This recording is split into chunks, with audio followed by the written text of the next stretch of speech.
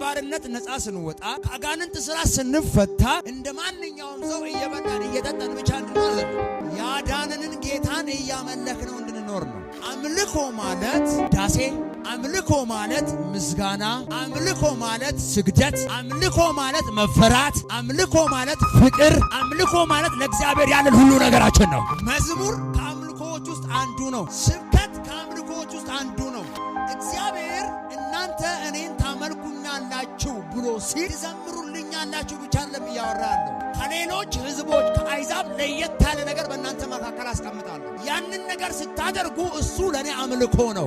ያ ምንድነው ካላችሁ እኔን መፍራታችሁ አምልኮ ነው። ለኔ መስገዳችሁ አምልኮ ነው። ከኔ ውጪ ሌላ አለማምለካችሁ አምልኮ ነው። በገባችሁበት ሁሉ ስሜን መጥራታችሁ አምልኮ ነው። መዝሙር ብቻ አምልኮ መስሏችሁ ታይቷችሁ ይሸውዳችኋል። የእግዚአብሔርን ቃል ቁጭ ብሎ መስማት አምልኮ ነው። ተንበርክኮ መጸለይ አምልኮ ነው። ለእግዚአብሔር ጊዜን አሳልፎ መስጠት አምልኮ ነው። ካለን ገንዘብ ለጌታ ማገልገል አምልኮ ነው። አስራት መክፈል አምልኮ ነው። ብዙ ሰዎች የሚሸወዱት ነገር ቢኖር ቸርች ላይ መጥተው ስለዘለሉ ብቻ አምልኮ እሱ ብቻ ይመስላቸዋል። ውጪ ሲወጡ ግን እንደፈለጉ ይሆናሉ፣ የፈለጉትን ያደርጋሉ፣ አይጸልዩም፣ ቃል አያነቡም፣ መንፈሳዊ ህብረት የላቸው። መዝሙር አምልኮ ከሚይዛቸው ፓኬጆች ውስጥ አንዱ እንጂ ብቻውን አምልኮ አይደለም። እግዚአብሔርን በምስጋና በመዝሙር እናመልከዋለን። ከአምልኮዎች ውስጥ አንዱ ነው። እግዚአብሔር ከሚመለክባቸው መንገዶች አንዱ እንጂ አምልኮ እሱ ብቻ አይደለም። አምልኮ ውዳሴ ነው።